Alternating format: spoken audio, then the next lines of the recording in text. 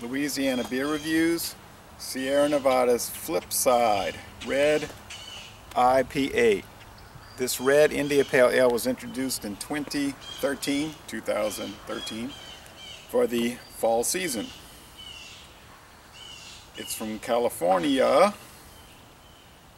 It's 6.2% alcohol. The bitterness units are 60. They use two-row pale, caramel, and chocolate barley malts, and they also use wheat. Magnum is the bittering hops, and the finishing hops are Citrus, Simcoe, and Centennial. It gets a very good rating on Beer Advocate. On Rate Beer, it gets a 96 out of 100 and a 94 out of 100 for the style. I've never had it.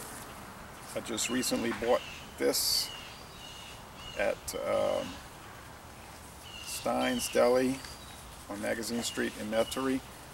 They also have it in other stores. It's about $1.50 to $1.99 a bottle, about $8 or $9 a 6-pack. Let's check it out.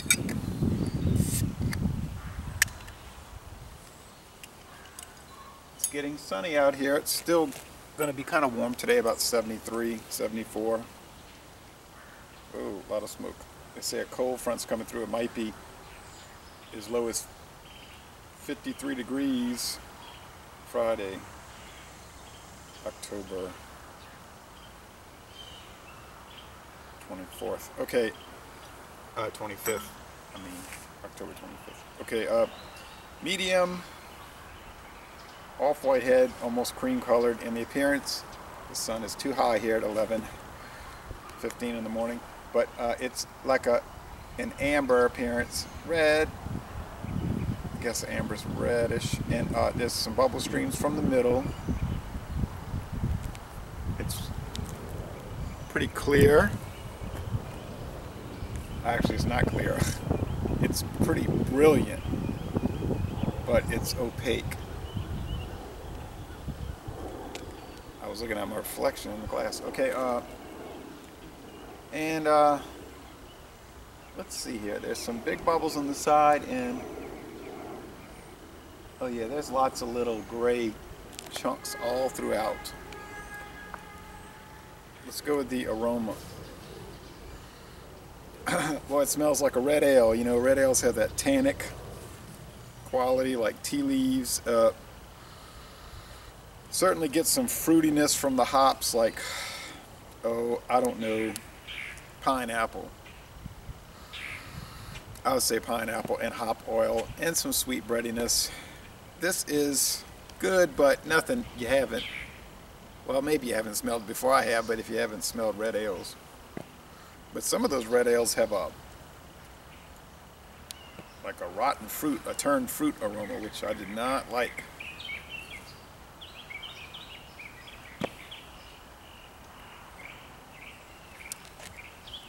Okay, same thing on the flavor. All the elements I described, with a little bitterness at the back of the sip, and the bitterness will increase as I drink it down. You know, you should, well, I'm not going to say you should know. This might be the first beer review you ever watched. It could be the first beer you've ever tried. You might know that initially the bitterness won't be too much, and then a lot of times it'll grow, and then you'll say, later when I'm sitting there at the desk writing the written reviews, I'll think, man, that beer's more bitter than I had initially described in the video. That's why it's probably best to watch the videos and then go read my written reviews on Beer Advocate and Rate Beer and The Beer in Me, because a lot of times the more flavors will come out, but I don't want the videos to run too long, and sometimes they do anyway. Decent lacing.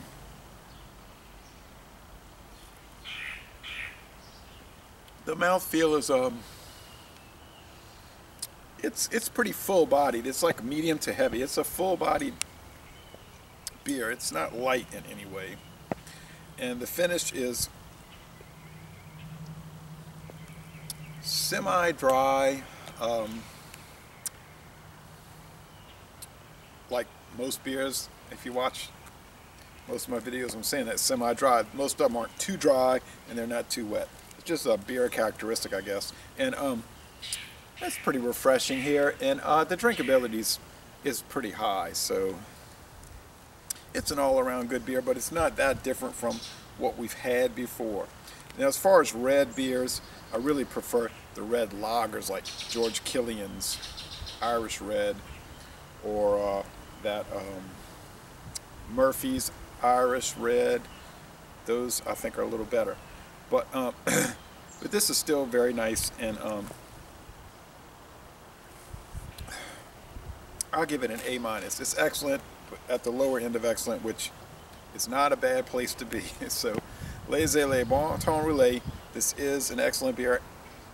I highly recommend checking it out. I'm glad I got to try it, and I'm gonna end this review by saying, y'all come on down to typically warm New Orleans. Now, if you watch a couple of my other videos, I was out in this yard, and the grass was like this high before. It was 3 feet high, and the house has been abandoned and repossessed, and the bank's trying to get rid of it. They're gonna have an auction, and but it's a huge yard, and I can't understand why somebody wouldn't want to buy it. I guess they will.